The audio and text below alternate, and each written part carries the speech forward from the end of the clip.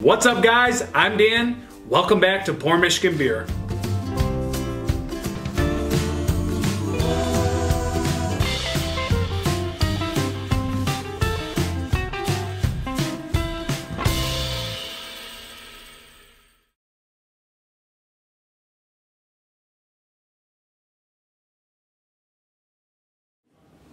What's happening, guys? I'm Dan. If you're new, consider subscribing to the channel. If you're not, welcome back, guys. It's Pourmichiganbeer. We are representing Shorts Brewing Company, guys. This is the batch 12,000. Yes, 12,000. It seems like they get higher and higher each and every year. Obviously, they're ramping up production and they are getting bought out by companies, guys. But Joe Short, still in charge there, still the main guy on campus. So we're dealing with a big beer again today. Naturally, it seems like their batch whatevers typically seem to be northern of 10% ABV. I see 12%, I see 13, 15 sometimes. A bit crazy. This one, I had to look up 12.6% ABV, guys. I wish that Shorts just put their ABV on their can. I do not know why they don't do it, guys. I will never comprehend Shorts brew lords. I don't get it. They just don't do it. So on the bottom of the can, another no canned on date, guys, but I know this is fresh. These guys are from Elk Rapids and Bel Air. I guess Elk Rapids would be their production facility. This beer can't be any older than a week old. I mean, I'm just being honest. This was just put on the social media recently. They probably just did this within the week, guys. So I'm betting it's the end of January or beginning of February when this beer was canned on. But it's no big deal, guys, because this is coming in as an Imperial Stout aged on oak chips with pomegranate. So they always kind of do the off-the-wall thing for their batch, 10,000, 3,000, million, whatever it is. It seems to be off the wall all the time, and Shorts does not disappoint, guys. So we have 1 pint. This beer came in a 4-pack package. That is a good value at $13.99 or $12.99, guys. That's probably where you're going to see this beer. So 4 16-ounce cans, 12.6%. Gonna see about $12.99 to $13.99. Something in that range is where I think this is going to retail at, guys. So really good value there from Shorts. Let's go to a pour. Got some water in there. Get that out of there. Okay.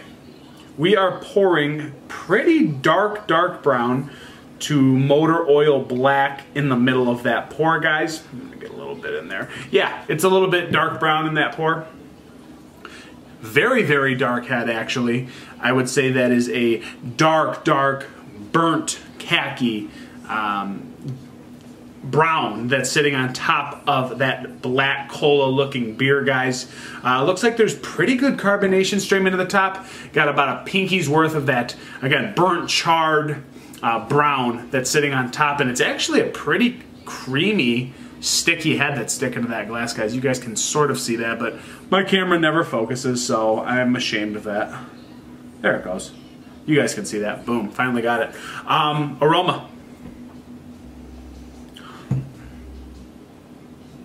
It's cold. I should have let this beer warm up. Disclaimer, that's probably my fault. Big beer. Imperial Stout, probably should have let this warm up. I did not. That's a big disclaimer, guys. It's my fault. I rushed this review. So there's definitely like this like dark molasses presence in this beer. There's definitely a woody dryness, kind of earthy woodiness that's coming out on that Imperial Stout, guys. Definitely getting the chips in there, that kind of campfire woodiness.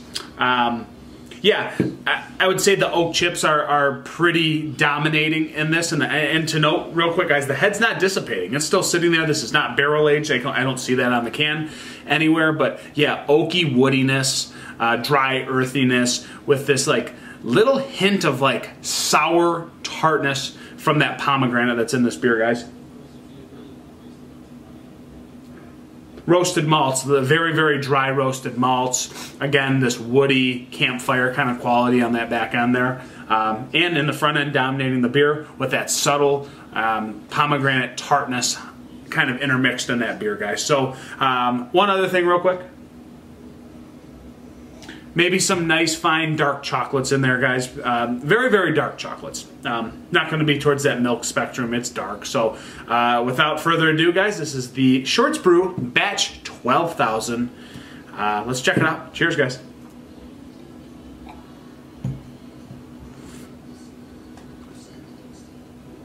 That's a big beer. Ooh, that's a big beer. Big viscous mouthfeel. Super, super dense, oily. Bitterness on the back end that just hits you with a load of just roasted malts, molasses, dark chocolate presence. Very, very dried out woodiness on the back end attributed to those wood chips, guys.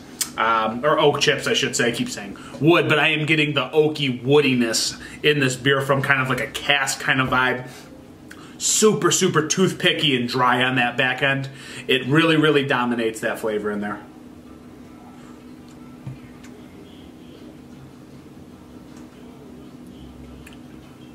There is this subtle kind of like pomegranate sweet tart thing that kind of, it could go either way. Like I feel like the bitterness is kind of playing with that pomegranate where you actually don't know if it's sweet / tart or both.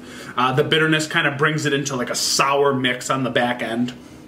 But really the pomegranate does show some kind of sweetness underneath there, guys.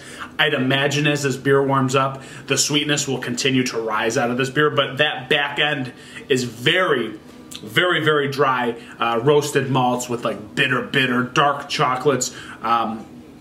Again, earthy, woody, campfire, not smokiness, but woody, tanniny kind of vibes from a wood cask. The oak chips, very, very present in this beer, guys.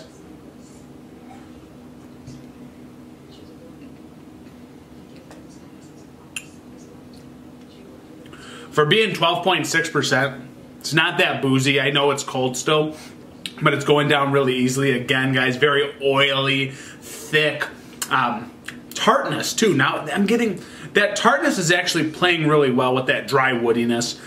It brings another layer of depth to this beer, and I actually didn't think that those flavors would go together, pomegranate plus the oak chips, but actually, guys, that bitter dryness and oakiness on the back end, it actually works beautifully with this like tart kind of like, it's more tart than sweet for sure. There is a tartness that is mingled together with this bitterness, guys. It actually works really well. That's all I can tell you guys. There's no really more science to this.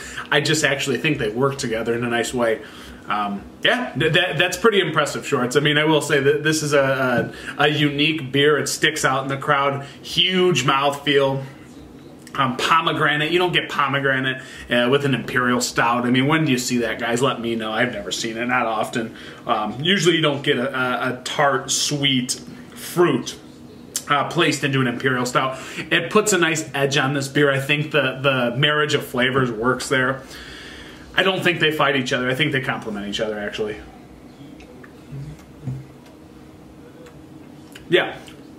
Is it my absolute favorite beer? No, but this is unique, guys. I do like it for what it is, and I think it's fitting for being batch 12,000 from Shorts. It just works. It just gets the job done. As for rating, actually, real quick, this tartness, it's really starting to come out. So that pomegranate's showing itself, I'd imagine, again, guys, for the 100th time. Once this beer warms up, I think the pomegranate's really going to come out and play really nice. Going to really, and you're going to indulge on some pomegranate in this beer. It's on the title for a reason. It's in there. It's showing itself. Rating.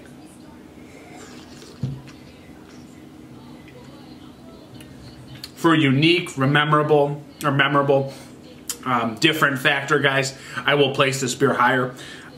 I do think it's a good Imperial Stout. I think there's nice roasted dry malts on the back end. It works nice. There's like this Baker's kind of very, very dark specialty chocolates that are in here.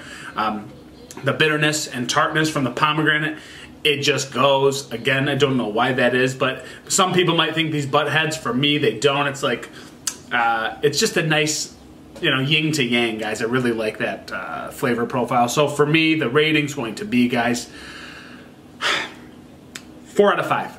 It's not my favorite beer. Again, these flavors, they're different. That puts it into the unique category. It's memorable. Shorts, 4 out of 5 for me, guys. It's awesome. Big beer if you want a big beer for the cold season. Boom. Here it is, guys. This is Shorts batch 12,000. I appreciate you guys so much for watching the channel. We're growing quite a bit of subscribers, guys. So if you could keep that ball rolling, please, please do be very gentle. Just tap that subscribe button. Like, comment, guys. I'm Dan. I'm over and out. It's Pour Michigan Beer. Cheers.